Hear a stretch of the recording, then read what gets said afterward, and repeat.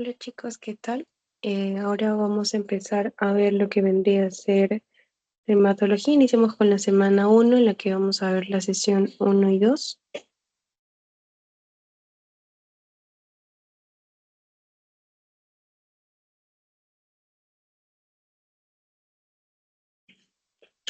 Bien, entonces, bueno, comencemos. Para esta semana vamos a revisar lo que vendría a ser la semiología de la piel y las lesiones elementales en respecto a la semana 1 y 2. Bien, entonces vamos a hablar primero sobre lo que es la piel, ¿no? Entonces, históricamente tenemos a la piel, ¿no? Este órgano extenso que va a estar conformado por una epidermis, ¿no? Aquí en la parte superior, superficial, una dermis en la que vemos que hay vasculatura, está un folículo pilosebáceo, está lo que es la inervación y tenemos, ¿no? Un componente también de tejido celular subcutáneo, ¿no? O también llamado lo que es la hipodermis. Entonces, esas son las capas de la piel, ¿no? Epidermis, dermis y hipodermis. Entonces, vamos a iniciar con la epidermis. Bien, la epidermis estamos viendo que es una capa, la más externa, la más superficial, pero vemos que esa también está compuesta por capas. Bien, entonces aquí tenemos que este epidermis va a derivar del ectodermo, del epitelio escamoso, va a ser pluristratificado, poliestratificado, va a ser queratinizante, ¿no? Es avascular porque donde vemos más bien la irrigación, ¿no? Sanguínea es a nivel de la dermis, ¿cierto? Esta va a estar compuesta por 5 capas. Bien, entonces estas 5 capas vienen desde también lo más superficial, ¿no? El estrato córneo, el estrato lúcido, el granuloso, el estrato espinoso, germinativo o también llamado basal, bien, o espinoso también llamado de Malpighi. Sí, entonces aquí las células que vemos en esta capa en su mayoría van a ser lo que son los queratinocitos en un 90%. Bien, importante también recordar que entre queratinocito y queratinocito quiere decir que van a estar las uniones llamadas como desmosomas. Bien, y si yo hablo entre una unión entre la basal y un queratinocito, vendría a ser llamado el hemidesmosoma. Bien, continuando, entonces vamos a empezar con lo que vendría a ser el estrato córneo. El estrato córneo, entonces, es la capa más superficial. Vemos que este va a tener múltiples capas, un aproximado de 20, ¿no? De 20 capas o de 20 hileras. Este es importante porque a nivel de la epidermis va a haber un proceso, ¿no? En el cual estos van a emigrar desde la capa basal hasta la capa más superficial. Bien, entonces ahí van a ver el proceso, ¿no? De el germinativo, va a madurar y va a queratinizar. Entonces es a nivel del estrato córneo donde estas capas, que va a estar compuestos por los famosos corneocitos, ¿no? En un periodo, va a tener un periodo de 28 a 30 días, bien, en los que estos van a estar en constante renovación. Otra característica que estamos viendo aquí, que este tipo de células, estos corneocitos, son como aplanados, ¿no? Porque a diferencia de los estratos más bajos, vemos que tienen forma cilíndrica, poligonal, ¿no? En cambio, en estos son más aplanados, no hay núcleo, entonces a eso se le llama que son anucleados, ¿no? Entonces, ello. Ahora, para el estrato lúcido, en el estrato lúcido es importante recordar que esto, más que nada, este estrato va a estar presente en lo que vendría a ser una piel más gruesa. Entonces, ¿dónde encontramos una piel más gruesa? Por ende, a nivel de manos y plantas. También a nivel de manos y plantas. Es por eso que cuando hablamos de queratina, porque decimos que estos están queratinizados, por ejemplo, a nivel más superficial, en las capas superficiales, podemos encontrar que hay una queratina basal tipo 2, tipo 1 y tipo 10. Por el contrario, cuando hablamos de una queratina a nivel, ¿no? De las palmas de las plantas, en el estrato lúcido va a haber una queratina tipo 9. Bien, cuando hablamos del estrato granuloso, estas también no son células más aplanadas, son eh, Estos vemos que ya tienen núcleo, ¿no? Son ya nucleadas, tienen un núcleo medio cilíndrico, ¿no? Y va una hilera de 1 a 3 hileras. En cuanto al estrato espinoso o el de Malpighi, este que vemos aquí, este vamos a encontrar que van a tener pues un componente suprabasal, que está aquí en contacto con la basal, ¿no? Esa suprabasal va a tener, ¿no? Células poliédricas con núcleos, más núcleos, ¿no? Más núcleos medios redondos cilíndricos. En cambio, ya en la parte superior, ¿no? En la parte superior del estrato van a estar lo que llamamos, lo que conocemos como las famosas células de Langerhans. Bien, estas es importante, ¿por qué? Porque es importante este tipo de células porque a nivel inmunológico van a ser las que van a presentar el antígeno, ¿no? Aquí va a presentar el antígeno, son presentadoras de antígeno, aquí a los linfocitos tipo D. Entonces quiere decir que a nivel inmunológico en la piel tenemos a las células de Langerhans que cuando hay algo externo, algo que no sea pues reconocido, le va a hacer saber, primero la inmunidad, ¿no? Primero se activa la inmunidad innata, pero luego este tipo de célula le va a hacer saber a la inmunidad adaptativa, ¿no? La inmunidad que se activa tiempo después, pues que hay algo extraño, ¿no? Y que necesitan de su ayuda. Sí, entonces eso. A nivel germinativo, vemos aquí, esta es una gran característica porque solo es una capa. Bien, entonces es una monocapa. Que vemos que es cilíndrica, ¿no? Cilíndrica, tenemos esos núcleos, también hay presencia de núcleos, esos núcleos como son ovalados, ¿no? Elongados, ¿no? Alargados. La característica importante aquí es quizá, a ver un momento, aquí está, la presencia también de lo que vendrían a ser, pues, la actividad mitótica. La actividad mitótica. ¿Por qué la actividad mitótica? Pues porque de aquí, de esta capa, van a producirse más células, ¿no? Y como les dije, van a ir ascendiendo, van a empezar no cilíndricas elongadas, se van a volver a media poliédricas ovaladas, poliédricas aplanadas, hasta que llegan a ser tipo corneocito. Ya, otra cosa importante aquí es que se va a formar la melanina. Melamina. Bien, ¿y por medio de quién? De la tirosina. Y ese es otro dato importante. Y las queratinas a nivel basal, así como hay queratinas superficiales y queratinas a predominio de plantas y pies, aquí las queratinas basales van a ser más que nada la queratina 5 y la queratina 14. Y entonces, a ver, continuamos con las siguientes capas. Bien, luego tenemos a lo que vendría a ser la dermis, ¿no? Vemos que la dermis se le llama, o va a tener lo que vendrían a ser los anexos. No, los anexos como quiénes, como el folículo piloso, la glándula sebácea y la glándula sudorípara. Un momento, por favor.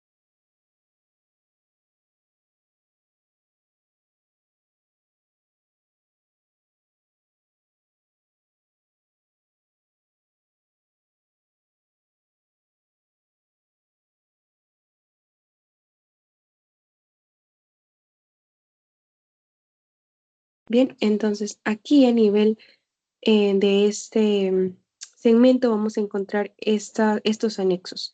Sí, entonces vamos a empezar, ¿no? Como vemos aquí, a la unidad pilosebácea, ¿no? Pilo y glándula sudorípara, pelo y glándula sudorípara, ¿bien? Entonces aquí tenemos lo que vendría a ser el folículo piloso, ¿no? Tiene un bulbo piloso, tiene lo que vendría a ser una cutícula, corteza médula, también tiene irrigación, ¿no? Vemos que acá está el infundíbulo, el tallo, ¿no? El tallo del pelo. Importante que la glándula sebácea va a drenar, ¿no? Va a tener relación con este folículo piloso, por eso es que se le llama unidad pilosebácea. Sí, importante también aquí que este componente va a tener su propio músculo erector del pelo, ¿no? Por eso en que en situaciones de estrés, ¿no? Nuestro sistema simpático se activa, ¿no? Y se le conoce, ¿no? Cuando estas tienen una reacción, por ejemplo, frente al estrés, el miedo, alguna emoción, ¿no? dicen, se ponen los pelos, o le apunten pelos de piel de gallina, ¿no? Más o menos es porque, pues, este músculo erector del pelo es el que va a permitir, pues, que le dé esta rigidez, ¿no? En situaciones así al pelo, ¿no?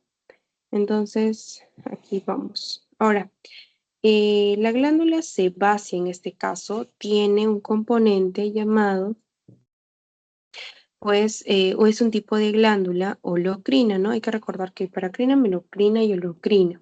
Cuando hablamos de holocrina, holo es un componente total, ¿no? Holo es total. Entonces, esta desintegración a nivel de la glándula va a ser total. Entonces se va a desintegrar totalmente, va a desintegrar y esos desechos, no, lo que sale, va a ir pues a drenar al folículo y luego pues iría a lo que vendría a ser la superficie, ¿no? Saldría por los poros. Entonces, ese es el tipo de glándula que se da a nivel del folículo pilosebáceo, es una tipo glándula holocrina.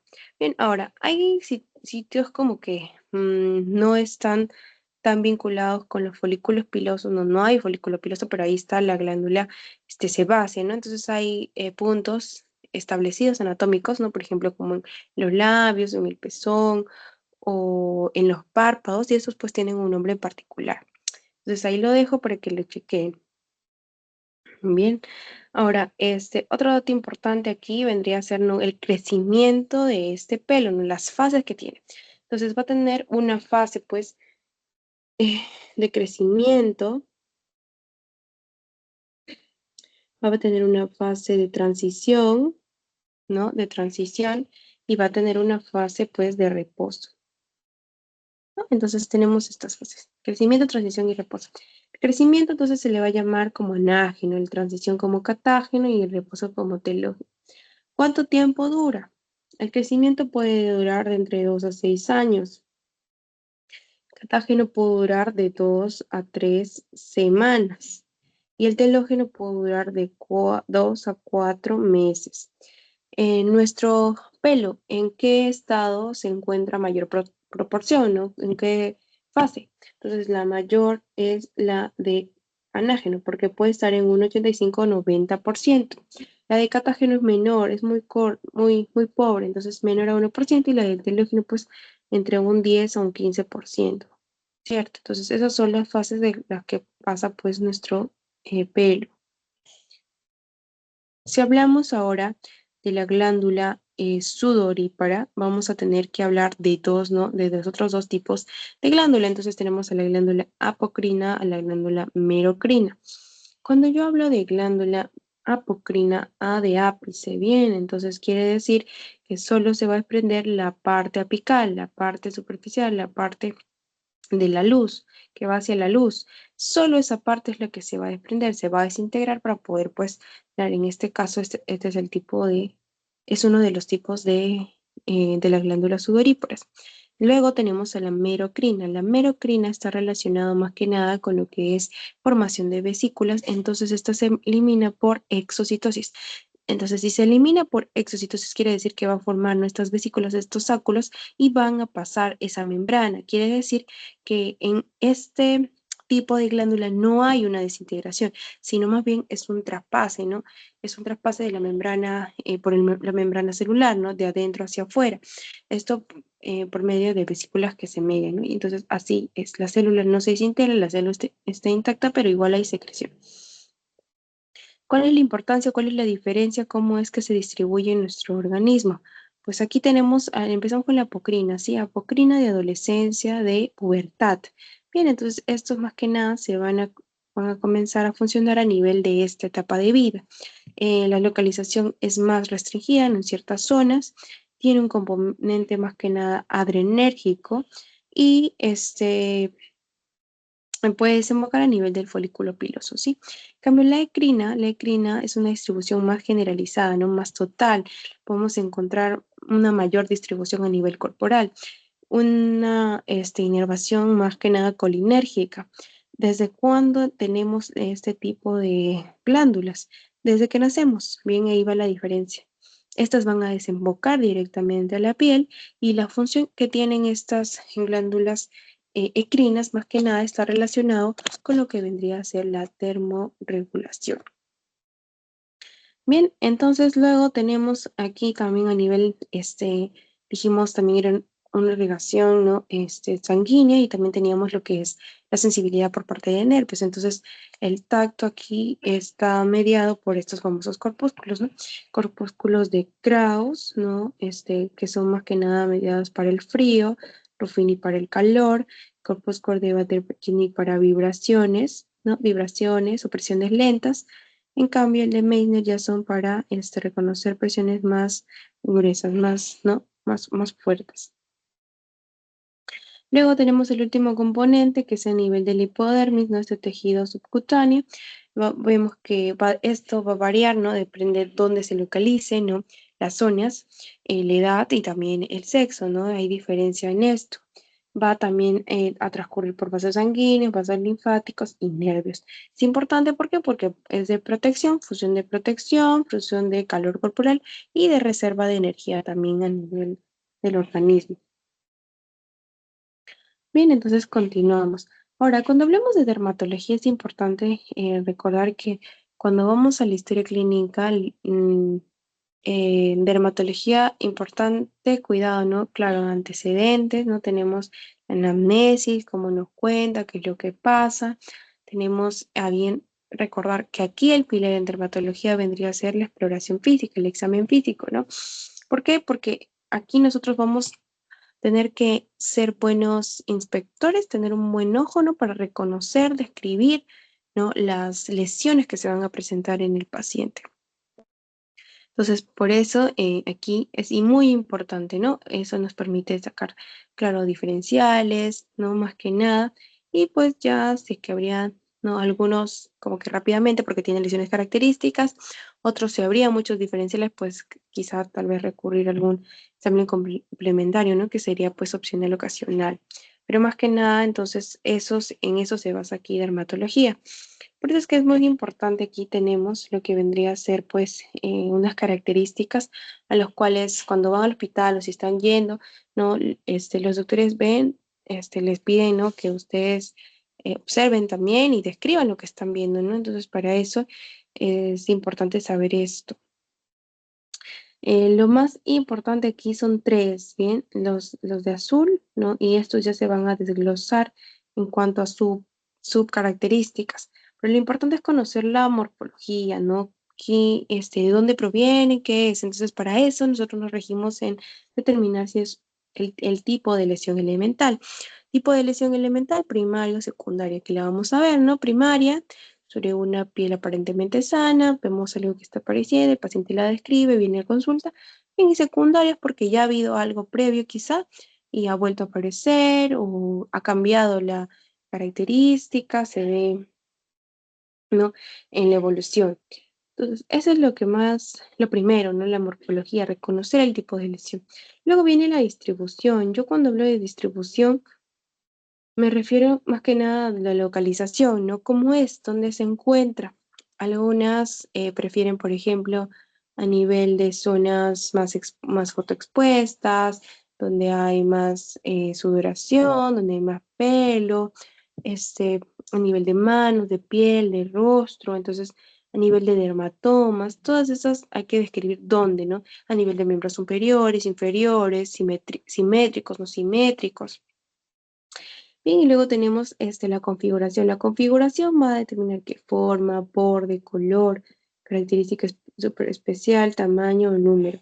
Bien, esas son las características, ¿no? Entonces, en cuanto a forma, ¿no? A forma, ¿no? Pueden decir, ¿no? Son circulares,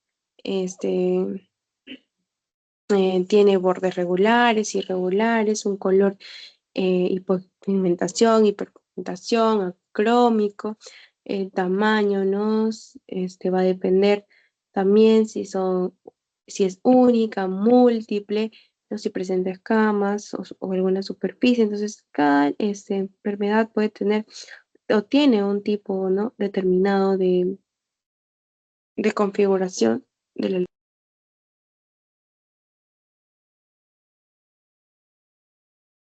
Bien, entonces aquí vamos a reconocer algunas patologías, ¿no? Y ver cuáles son las características, ¿no? Por ejemplo, si nos hablan de relieve, algunos son pediculados, ¿no? O sésiles, podemos tener un aspecto medio filiforme o como cúpulas o umbilicadas, ¿no? Como unas pápulas umbilicadas, como parece un ombligo, algo segmentario, ¿no? Algo más lineal, algo más policíclico o metamérico. Entonces, esas características lo hacen propio algunas lesiones. Bien, la distribución, como dijimos, pueden ser zonas fotoexpuestas, zonas seborreicas, las flexuras o a nivel palmo-plantar. Entonces, vamos a empezar con lo que vendrían a ser lesiones primarias. Bien, las lesiones primarias, entonces, son aquellas que se sientan sobre una piel aparentemente sana, no previamente sana. Entonces, el paciente viene y dice, doctor, vengo porque me ha salido unos puntos marrones, unos puntos más negruzcos. Ahora, cuando habla de así un cambio de piel y que sea como puntos, o sea, una referencia a un tamaño menor a 1 centímetro, entonces estaríamos frente a unas pápulas, ¿bien? Solo es el cambio de la coloración de la piel, solo es el color, no hay relieve, no hay escama, no hay nada, solo es el color. Bien, entonces ahí hablábamos de máculas, por ejemplo, en los léntigos, ¿no? Léntigo senil, léntigo solar, ahí vemos que aparecen usualmente en zonas fotoexpuestas. Si el paciente ya dice, no, doctor, vengo porque hay, algunos sí dicen, no traigo manchas, o veo porque me están apareciendo aquí como círculos, como, ¿no? Que cambia de color, entonces ahí ya hago referencias y obviamente ya es un poco mayor a 1 centímetro, no ya son 5 centímetros, ya, no, vamos a tener, por ejemplo, en el caso del vitiligo, ¿no? Vemos como a nivel hay un cambio de color, una hipopigmentación más extensa que la que acabamos de ver en la mácula. Bien, entonces luego lo otro es ya este tipo de lesión ya es con relieve. Entonces tenemos a las pápulas, ¿no? Pápulas es igual menor a 1 centímetro, pero ya tiene cierto relieve. Entonces el paciente te puede decir un granito, ¿no? Entonces, por ejemplo, en el caso del molusco contagioso, esas pápulas umbilicadas, porque son ¿no? menores de 1 centímetro, tienen ese relieve, pero parecen un ombliguito, por eso umbilicadas. Pero si el paciente dice, no, doctor, mire lo que me está saliendo, tiene escamas, está grueso, ¿no? Entonces, ¿qué va a poder ser? Pues una placa, ¿no? Tiene relieve, medir 1 centímetro, y por ejemplo, en el caso de la psoriasis, que tiene placas escamativas grisáceas, tiene ese relieve, ¿no? Y se va pues descamando. Luego tenemos a lo que vendría a ser por el contenido que tiene la lesión. En el caso del contenido que tiene la lesión, puede ser pues un contenido inflamatorio o no inflamatorio. Si hablo de inflamatorio, no, hablamos de la pus. Entonces, por ejemplo, cuando sería ¿no? la muerte de los leucocitos, pues la pus. Entonces, eso se llamaría pústula, ¿verdad? La pústula. Ahí está, miren, tiene un componente inflamatorio, no medio amarillento, blanquecino. Ahí, por ejemplo, tenemos a la alpega, que es una pustulosis eczemática generalizada aguda, que mayormente es una reacción adversa a algunos fármacos, algunos antibióticos. ¿Ven? Entonces vemos ahí, estas son pústulas estériles. El contenido es pus, tamaño variable, vemos que son como amarillentas o blanquecinas, ¿no? Luego tenemos un contenido más no inflamatorio, ¿no? Este es inflamatorio, ¿no? Inflamatorio, este no inflamatorio, ¿no? Plasma, líquido. Entonces vemos, ¿no? Cómo hay diferencias. Este color es como agua, ¿no? Entonces tenemos la vesícula, tenemos aquí el que es menor a 1 centímetro, luego tenemos, por ejemplo, característico aquí del herpes, el herpes que tiene estas vesículas como en racimos, las ampollas que son una relación de 1 a 5, no mayor a 5, y el flictema pues que es ya mayor a 5, la extensión. En el caso de las ampollas, por ejemplo, podemos hablar de los pénfigos, ¿no? Esas son ampollas y el flictema, pues en el caso de las quemaduras, vean la extensión es mayor. Bien, entonces este es un contenido líquido, plasma o suero. Luego tenemos otro tipo de lesiones, tenemos las lesiones quísticas. Estas lesiones quísticas pueden ser como que líquidas o semisólidas. ¿Y dónde aparece? Como que aparece ¿no? a nivel de mi dermis superficial y a nivel de mi capa basal. Estas van a tener relieve, son sólidas, ¿ven? Van a ser, pues en este caso, van a estar localizadas y van a poder ser palpables. Cuando hablamos de un nódulo, este nódulo más que nada es un componente sólido, ¿bien? Es sólido. Ahora, este sólido y va a aparecer a nivel de de lo que vendría a ser la dermis o la hipodermis. Bien, puede ser como un nódulo exofítico o un nódulo endofítico. Bien, si vendría a ser más que todo endofítico, pues no vamos a encontrar la presencia de relieve a pesar de que sea sólido, ¿no? Entonces, a simple vista no, pero quizá al momento de palpar al paciente vamos a poder sí distinguir ese nódulo que va a estar circunscrito, ¿bien?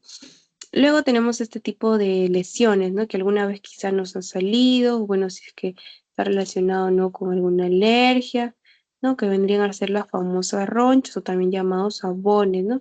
La configuración que tiene, pues que son eritematosas. Cuando hablamos de eritematosas, rojizo, ya, coloración roja, eritematosas, están bien delimitadas, ¿no? Que son elevadas, son palpables.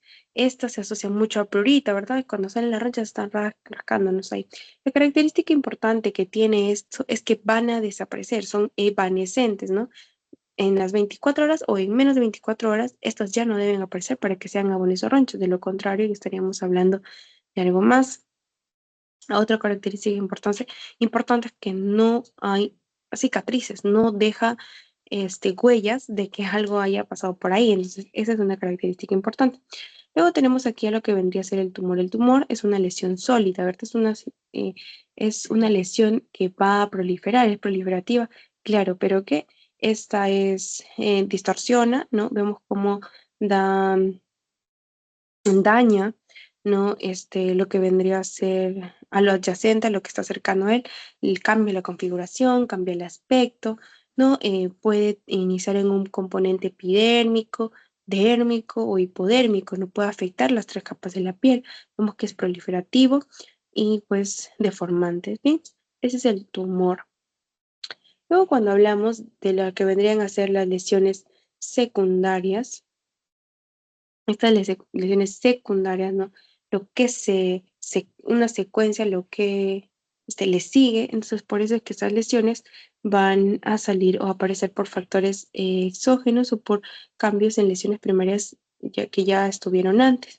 Entonces, en este caso tenemos, por ejemplo, una erosión, ¿no? Una erosión, como vemos ahí, es una pérdida de continuidad a nivel del epidermis, ¿no? Miren, aquí tenemos nuestra epidermis, la dermis y la hipodermis. Entonces, a nivel del epidermis vemos como hay una pérdida de continuidad, una solución de continuidad quiere decir que pues, hay una alteración ahí a nivel. Bien, esta superficial y pues al ser superficial, el componente regenerativo es bueno, ¿no? Y pues no va a dejar cicatriz, ¿no? Esas vendrían a ser las erosiones en el caso del herpes genital. Luego tenemos, miren, esta lesión que va a atravesar no solo la epidermis, ya está en la dermis e incluso casi llega a la hipodermis. Esas erosiones, ¿no? Que es una pérdida completa del epidermis, dermis, incluso hipodermis, se les llama úlceras. Esas úlceras, esa es la pérdida completa, ¿no? Ahora, este tipo de lesión, ¿ustedes creen que deje cicatriz? Pues sí, deja cicatriz, ¿verdad? Porque hay bastante por regenerar, no va a quedar igual, entonces va a dejar una cicatriz. Luego tenemos una escoriación. Bien, esto se llama escoriación, no es lo mismo que erosión. La escoriación también, miren, más que nada está en lo que es a nivel de la epidermis superficial, más en la epidermis superficial, o sea, en el estrato córneo, ¿no? Lúcido, granuloso. Pero esto tiene característica de que son lesiones autoinfligidas, quiere decir que uno mismo, ¿no? Puede hacerse las escoriaciones. Esto más que nada está relacionado con, por ejemplo, las escoriaciones neuróticas, ¿no? Cuando uno empieza a rascarse por sí solo. Esas son las escoriaciones. Y ahora esta pérdida de continuidad lineal, una henidura lineal a través de la epidermis o la dermis, se le llama pues a lo que vendría a ser una fisura. Es como una grieta pero de manera lineal. Y entonces, esa es una característica, la fisura. ¿Sí? Como en el intértico. Luego tenemos aquí a lo que vendría a ser las costras. Bien, estas costras van a ser como una desecación, lo que es posterior a la muerte, pues, por ejemplo, de los leucocitos no exudados o trasudados cutáneos, pues eso, los residuos que quedan como que se secan, ¿no? Por decirlo así, y va a dar la forma de un aspecto de costra. Es más que nada, pues, a nivel superficial, ¿no? como en el caso del impétigo, ¿no? Cuando hablamos de impétigo, ambos van a tener estas costras, ¿no? Milicéricas. Luego tenemos aquí a lo que vendrían a ser, por el contrario, una escama. Miren la conformación, ¿no? Esto ya más que nada es más seco, está laminado, está a nivel del estrato córneo igual. Entonces, esta es la escama y, por ejemplo, se presenta en ictiosis. Luego tenemos acá a lo que es la liquenificación.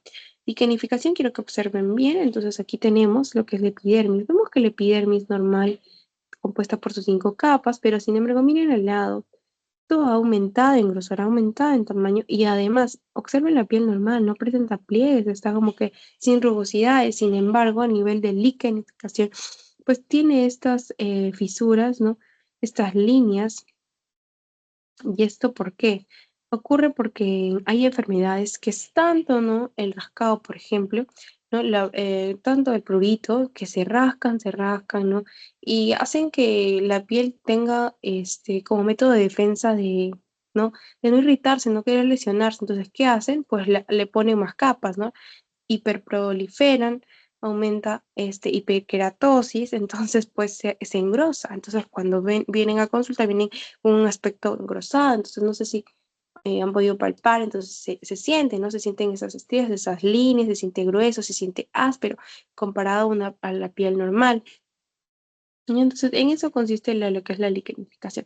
Por ejemplo, en el líquen simple crónico. Luego tenemos aquí a lo que vendría a ser la atrofia. Cuando hablamos de atrofia, cuando escuchamos atrofia, quiere decir que ese tejido pues ya no funciona, ya no tiene las funciones que debería tener, no está atrofiado. Entonces, en este caso, ¿qué pasa? Pues pérdida de la función a nivel de la piel. Por ejemplo, miren, aquí a nivel de la piel no sé como una depresión, ¿no? Pero quiere decir porque las capas están más finas, ya no está reluciente, ya no da ese aspecto de suavidad, ¿no? Entonces pierde esas capacidades. Bien, luego vamos a tener a lo que vendrían a ser las famosas cicatrices. Las cicatrices, ¿por qué las cicatrices? Porque está reemplazando algo que ya no está, ¿no? Está reemplazando un tejido o algo que se destruyó, desapareció. Entonces, ¿qué pasa? Se forma una cicatriz. Bien, estas cicatrices tienen características, pues vemos ahí, son como que más duras, son más rígidas. Puede que ya no haya presencia, ¿no? Puede que cuando haya una cicatriz, por ejemplo, cerca a folículos pilosos o glándulas, entonces no hay presencia de estos tipos de los anexos, ¿no? Esto ya los llamamos como anexos. Presencia de anexos. Estas ahora tienen este aspecto, ¿no? Medio de relieve, ¿no? Cambio, se nota que hay algo ahí que no debería. Y entonces tenemos eso. Ahora, entre las cicatrices vamos a tener 3 tipos. Bien, entonces empezamos con una, la famosa atrófica. Y la cicatriz atrófica, entonces dijimos, ¿no? Que era pues la pérdida de la función, lo que lo que debería ser la piel, como debería ser la piel. Entonces, en ese caso vemos, ¿no? Cómo disminuye pues en su capacidad, su función. Vemos que ya no hay concordancia, ya no hay una relación de piel normal con piel atrófica. Vemos cómo cambia el aspecto, la rugosidad, se vuelve más seca, más rígida, ¿no? A lo que vendría a ser algo, una piel normal. Luego tenemos la hipertrófica. Vamos a poner los nombres, a ver. Atrófica, hipertrófica y queloide. Bien, la hipertrófica igual, hipertrófica, ¿no? Aumenta, las capas aumenta, entonces tal aumento es tanto como es hipertrófica, es tanta el crecimiento celular que lo que va a producir es que aparezca, ¿no? más relieve, que sea más pronunciado este relieve. Las características de este relieve es que esta cicatriz va a aparecer justo y donde pasa la lesión. Entonces, no va a extenderse más allá de la lesión, tiene una limitación y esa limitación la cumple, o sea, solo va a cubrir donde haya producto de la lesión y ahí va a proliferar y va a hacerse esa cicatriz tal y cual la forma. Ya, ¿por qué es importante? Porque esta la vamos a diferenciar más que nada de la queloide. La queloide vemos que hay una cicatriz, pero esta crece tanto y de forma tan anómala que sobrepasa el límite de donde se produjo la lesión. Entonces, esta sobrepasa los bordes, los límites, ¿no? Y el aspecto y cambia como tal. Bien, entonces, eso es en cuanto a cicatriz. a las cicatrices. Entonces, hasta ahí nosotros estamos viendo lo que vendría a ser lesiones elementales. Bien, entonces unos 2 minutos para continuar con el siguiente tema, ¿no? La semana 3, que es micosis superficiales.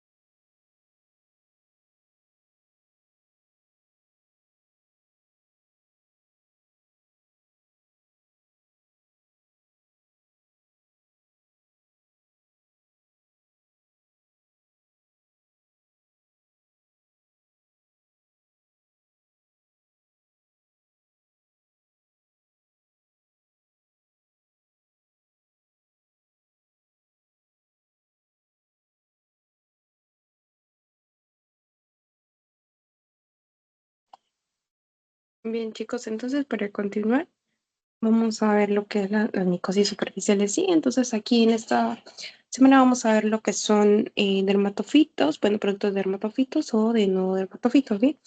Entonces, para eso vamos a tener aquí a los dermatofitos, hoy también llamados tiñas. Bien, estos son, ya bueno, estos son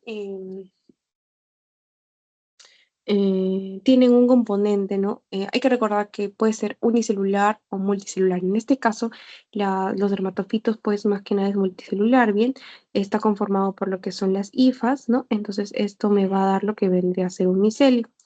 Este es importante, estas son contagiosas, estas tiñas son contagiosas. Bien, son contagiosas. Ahora, lo importante aquí es que, bueno, estas van a preferir lo que vendría a ser la queratina, ¿no? Son las queratinizadas. ¿Y dónde son las zonas queratinizadas? Pues acabamos de ver, ¿no? A nivel de la piel. Bien, entonces a nivel, ¿dónde van a infectar? Pues a nivel de la piel, pero también van a estar en lo que son las uñas y los pelos. Bien, entonces para hablar de dermatofitos vamos a tener 3 géneros, de los cuales tenemos el Trichophytum, el Epidermophytum y el Microsporum. Bien, entonces el Trichophytum, más que nada, puede contagiar piel, pelos y uñas, pero prefiere el pelo. ¿Ya? El epidermofito, bueno, está entre piel y uñas, y el microsporum, más que nada, también es a nivel de pelo. Sí, no lo olvide. Ahora, cuando hablamos de tricofitum, el más común, el que va a sonar más de decir infectado, ¿no? Está el Trichofitum rubrum, ¿ya? Este es el más común, es el más común. Luego tenemos otro que es el Trichofitum tonsurans. Este es importante porque el tonsurans es antropofílico. Quiere decir que pues tiene afinidad por el hombre, ¿no? Antropofílico. Ya, entre el Microsporum, pues tenemos aquí el Microsporum canis, entonces aquí también es importante. ¿Por qué? Porque va a tener afinidad, pues canis, los animales, ¿no? Zoofílico. Ahora, en generalidades, en cuanto al tratamiento, ¿no? Porque ya dijimos que puede infectar tanto piel, tanto pelo, tanto uñas. Entonces, si hablamos de epidermicosis a nivel de piel, el tratamiento va a ser pues a nivel tópico, ¿no? Porque estas cremas, ¿no? A nivel piel, corporal, si tiene recidiva, si es resistente, si no remite al tratamiento, si se puede cambiar por uno sistémico. Pero en el caso de la tricomicosis, ¿no? Tricomicosis, cabello, pelo, sí va a tener un tratamiento más sistémico, ¿no? Y esto por la relación que tiene del folículo piloso, ¿no? Pelo, glándula, entonces, y la onicomicosis también a nivel de las uñas, ¿no? También va a tener un tratamiento sistémico. Estos van a tener tratamientos sistémicos. Bien, entonces vamos a empezar con la primera tiña, la tiña capitis, capitis de cabello, cabeza. Ya, entonces ahí tenemos, puse ahí un niño. ¿Por qué? Porque este tipo de tiña prefiere a quién? Prefiere a los niños, bien, y más que nada a los varones. Pero como nada quita que también sean a las mujercitas. No, pero va a venir el paciente, ¿no? Porque van a ver, pues, la frecuencia aquí es la del el Trichofitum tonsurans o el Microsporum canis, ¿ya? La tiña capitis va a ser producto de estos.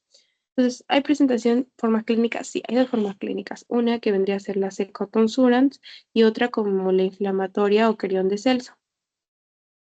Sí, la secotonsurante, ¿no? Que es como que lo que la no inflamatoria también llamada. Entonces, esta tiene la característica de que vemos que hay una placa alopésica, ¿no? Esta placa alopésica quiere decir que no hay cabello. Bueno, una placa alopésica. Vemos que pues está ahí los puntos negros, ¿no? Es como si el pelo del niño estuviera cortado, ¿no? Le habían cortado así como quedando esa circunferencia, ¿no? Esa placa. Entonces, sí, esa es la clínica en cuanto a la seca consulta o no inflamatoria. Entonces, tenemos una placa alopésica, ¿no? Con pelos cortados.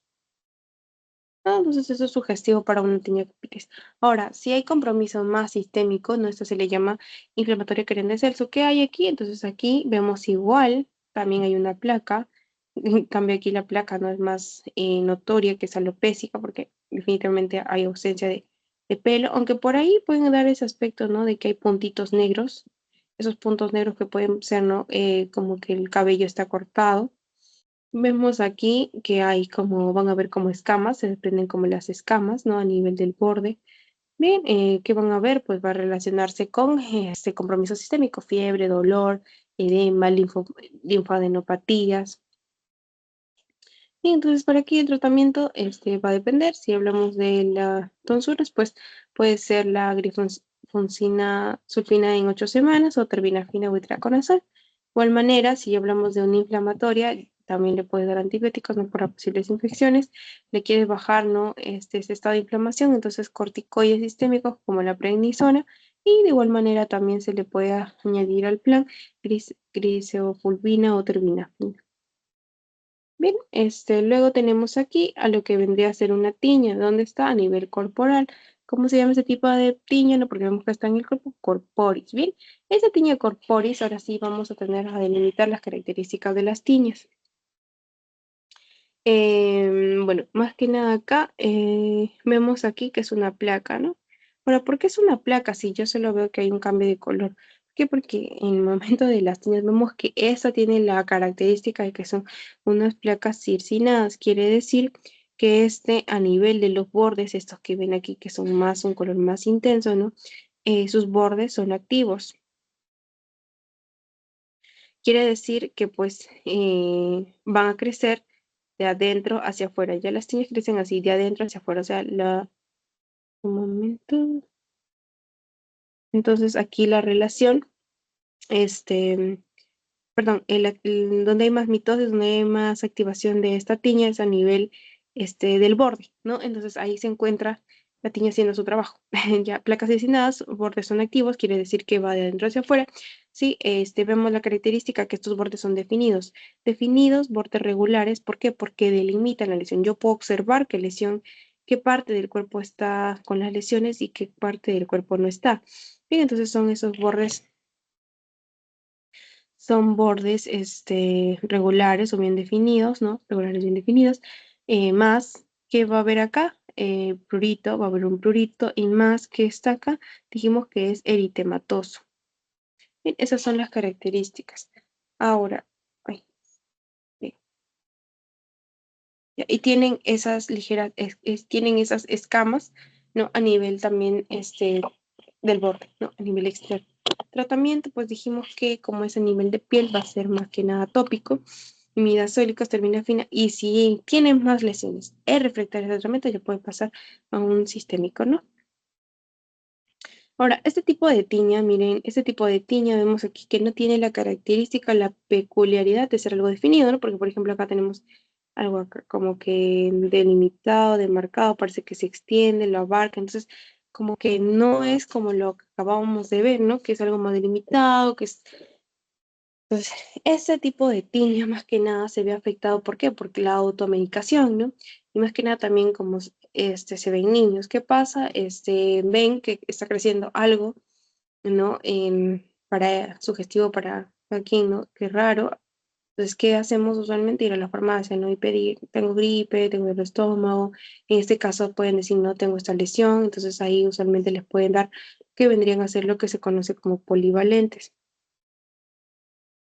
Entonces, estos polivalentes tienen, más que nada, son los trivalentes que tienen tres componentes, ¿no? Un antibiótico, un antiinflamatorio o un antimicótico, ¿no?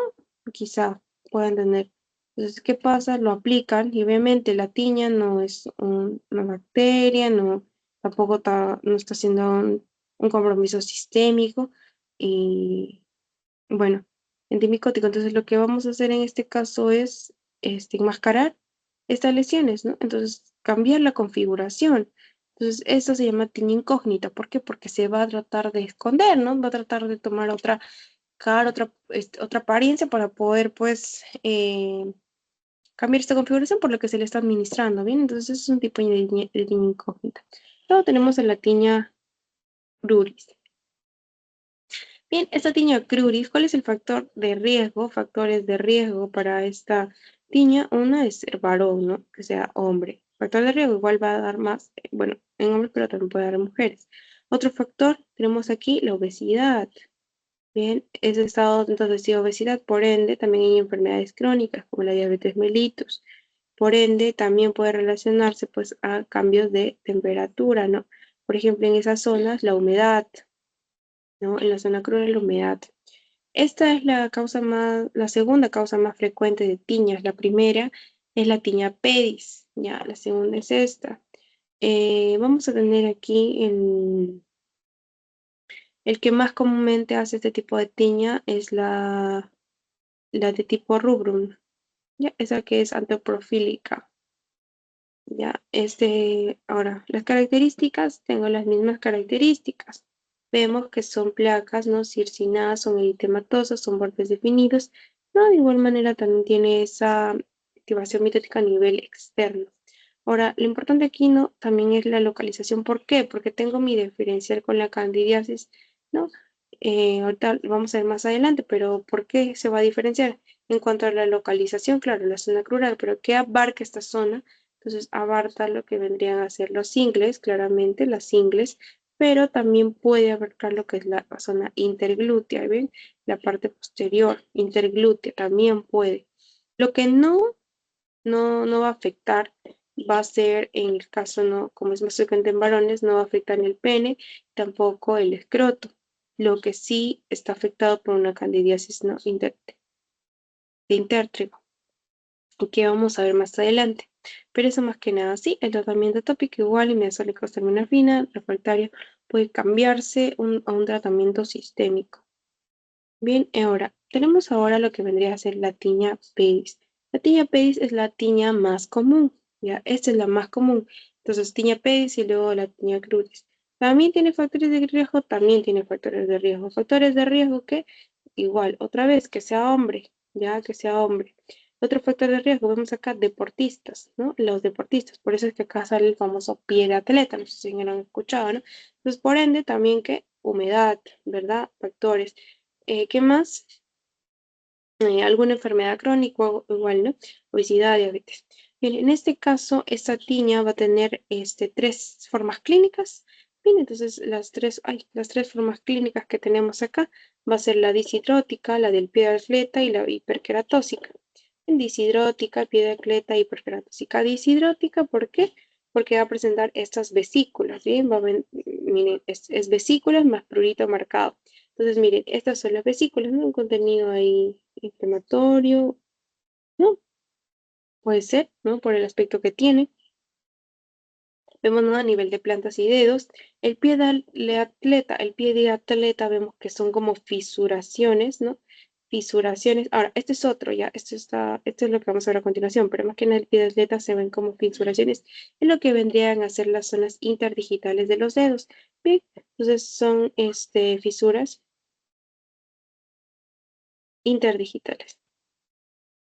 Y luego tenemos lo que es la hiperqueratósica. Hiperqueratósica, estábamos diciendo cuando hablábamos de lignificación, hiperqueratosis quiere decir engrosamiento, ¿no? Mayor producción de células, por ende da un aspecto más engrosado, ¿no? Por ejemplo, acá están de las dos, acá hay hiperqueratósica. Más que nada es común en la planta de los pies, entonces, hiperqueratosis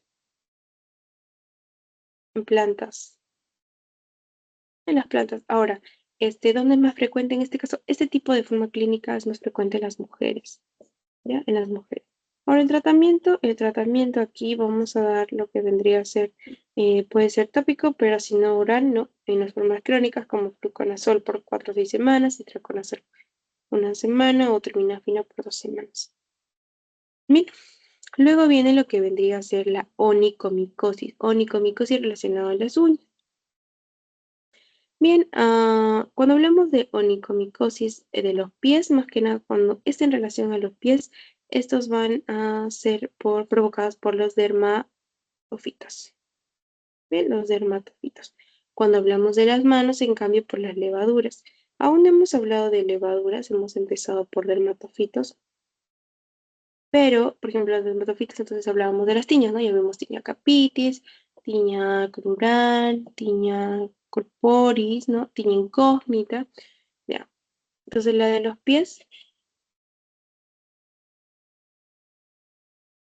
usualmente es la producto de los dermatofitos. Pero también tenemos lo que vendría a ser en las manos, el nivel de levaduras, ¿no? La que más conocemos quizá, la cándida, ¿verdad? La importancia aquí que dermatofitos son en micelia, en cambio la cándida en levadura, ¿verdad? ¿Cuál es más frecuente? ¿Dónde se da más? Pues la más frecuente, claramente, ¿no? Quizá la de los pies. Han visto, escuchado, hay mayor prevalencia en lo que son onicomicosis en los pies, ¿no? Bien, ahora vamos a tener aquí una tabla como que para ver similitudes y diferencias.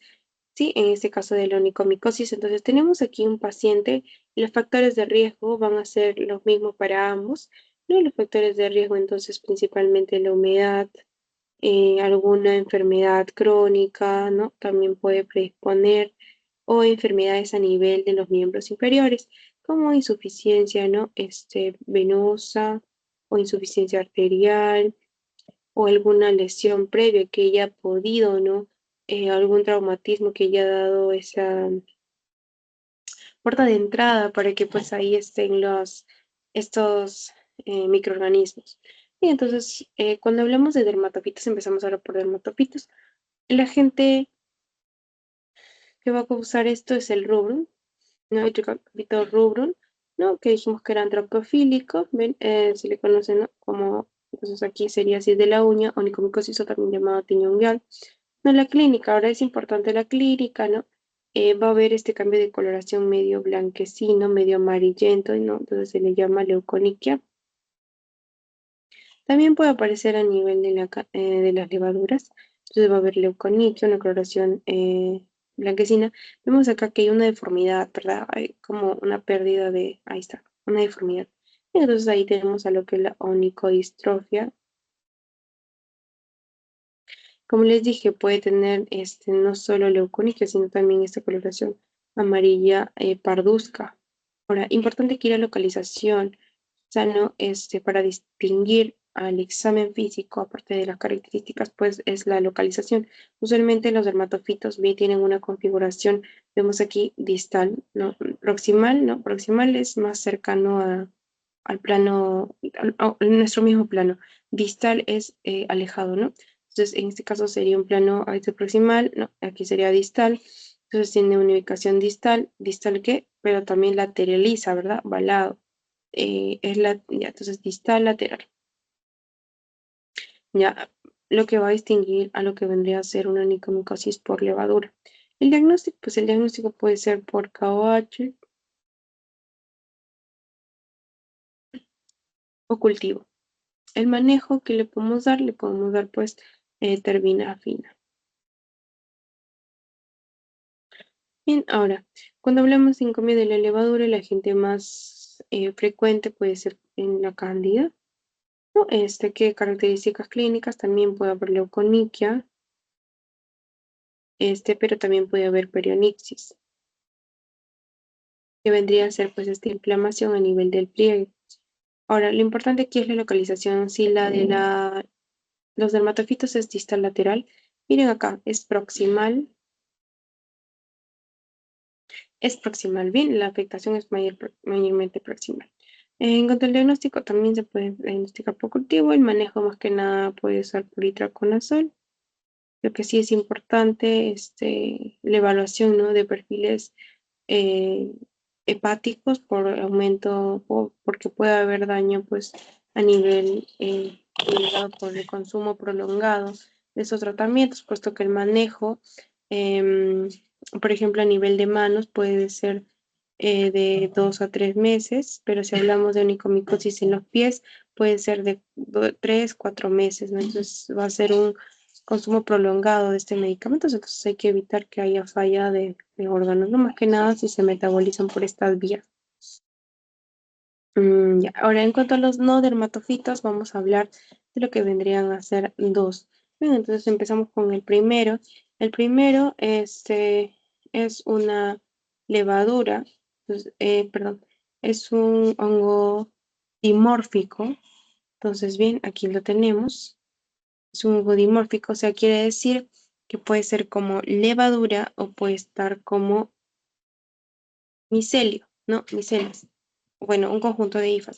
Bueno, entonces, esta es lo que vendría a ser la pitiriasis versicolor. Vamos a hablar de pitiriasis versicolor. Ahorita vamos a hablar del agente causal. Pero este agente causal, entonces, vamos a tener que es dimórfico. Bien, entonces, este agente causal es dimórfico.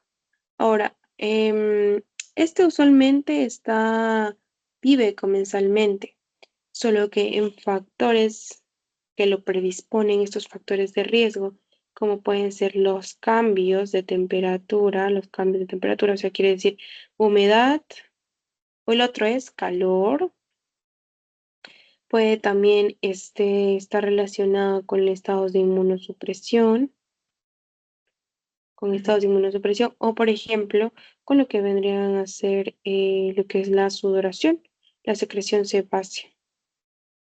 Ya, eso es importante que recuerde. Ya, ahora, ¿quién es? Cuando tiene una vida comensal se le llama Pityrosporum ovale, pero cuando ya hay estos factores desencadenantes, ¿no? Que lo modifican, que lo predisponen para hacer daño, que sea patógena, se le llama Malassezia furfur, ¿ya? Este no contagia, ya, no contagia, es dimórfico, se activa por estos factores. Bien, ahora, ¿qué enfermedad te da? La pitiriasis versicolor. Clínica de la pitiriasis versicolor. Si te dice versicolor, quiere decir que hay una variedad de colores, claro, porque van a aparecer como manchas, ya, perdón, máculas, ¿no? Las más pequeñas, menor a 1 centímetro, son las máculas. Miren estas máculas, ¿no? En las máculas, de diferente color, son máculas, ya sea hiperpigmentadas o hipopigmentadas.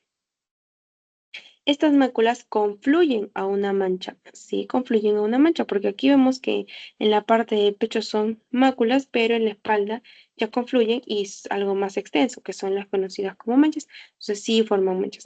Pueden ser también incluso eritematosas, ya, eritematosas. Ahora, ¿qué pasa? Vemos, bueno, ahí no se nota bien, pero van a poseer lo que son escamas finas, o sea, quiere decir que si uno va a hacer el signo, bueno, tienen signo de uñada, quieren decir que van a ir y van a raspar con la uña y va a haber ese desprendimiento, esa descamación. Entonces ahí es positivo, no tiene ese signo, la presencia del signo. Ahora, lo otro importante de esto que se relaciona con que la secreción sebácea es la localización. Ya cuando yo hablo de localización, ¿cuáles son esos lugares sebáceos más, más que nada tiene localización a nivel sebáceo, a nivel de zonas sebáceas? Por ejemplo, entonces ahí en la imagen está el pecho, la espalda, el cuello, ¿no? El tronco, ¿no? Bueno, el tronco, el cuello, el pecho y la espalda, pero escuchen, no afecta ni las palmas ni las plantas. No afecta ni las palmas ni las plantas. Bien, y luego pues tenemos el diagnóstico con KOH, pues, se diciendo que es el espagueti en albóndigas, porque espagueti son las hifas, en albóndigas las esporas. Bueno, eso es más que nada ahí. Tratamiento a soles, fina, ¿no? Eh, eso más que nada. Ahora hablamos del otro, del último ya, la candidiasis. Entonces, ya vimos un dimórfico, ahora vamos a ver una levadura o una unicelular, ¿verdad? Entonces, ya más que nada es la levadura, es unicelular, ¿verdad? Solo una célula. Bueno, ahora, la característica que tiene es que, bueno, es oportunista. También se aprovecha de alguna situación. Por ejemplo, ¿qué situación se aprovecha para que sea oportunista? Pues estados de inmunosupresión, ¿verdad? ¿Cuál estado de inmunosupresión? No sé, alguna enfermedad crónica, quizá el embarazo, no, muchas. También, por ejemplo, estados de humedad, ¿no? Humedad favorece la proliferación de esta levadura. Bien, entonces el agente causal es la cándida. La candidiasis es la cándida y acá la presentamos, una levadura unicelular oportunista. Bien, ¿qué patologías va a desencadenar? Tenemos el intertrigo candidiásico. Bien, el intertrigo candidiásico, más que nada, va a tener este tipo de lesiones. Vemos el intertrigo candidiásico. Ahorita vamos a decir por qué es intertrigo, pero bueno. La clínica, no las características clínicas, yo que veo, estoy viendo lo que vendrían a ser placas. Ahora, ¿por qué son placas? Porque tienen relieve. Bien, ahí no se ve, quizás solo se ven eritematosas, pero estas tienen relieve. Son unas placas eritematosas. Son bien delimitadas. ¿Por qué? Porque yo estoy delimitando mis regiones, ¿no? Mi región sana de mi región pues que ya está llena de lesiones. ¿Qué son? Tienen prurito, entonces aumento prurito. ¿Qué más? Pueden ser exudativas, ¿no? Otra característica más para llamarlo intertrigo, como vimos antes, es porque tiene fisuras, ¿no? Se hace como fisuras, ¿no? Esas líneas medias engrosadas, ¿no? Que pueden tener diversos aquí, no sé si lo ven bien en la imagen, pero ahí se ve que tienen diversa forma o tamaño esas fisuras.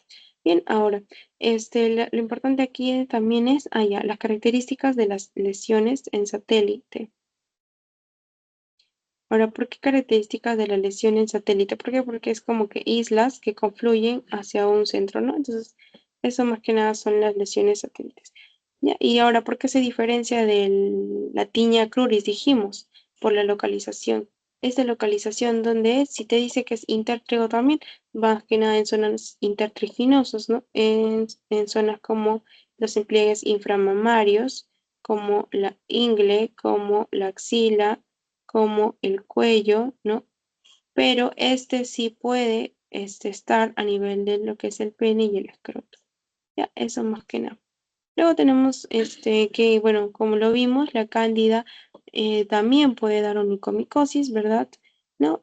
Pero a nivel mundial, onicomicosis, dijimos afectación proximal, había una periodicsis, una inflamación, podría haber como un poco de leuconiquia, ¿no? Entonces, esa es una tiña, perdón, esa es una onicomicosis por cándida, pero también puede afectar a nivel de la mucosa oral, que la llamamos como muget, ¿no? Entonces, cuando la cándida está a nivel oral, se le llama muget. Chicos, entonces, a ver, no, con esto estaríamos terminando la sesión. Les doy 5 minutos para que hagan el post por favor.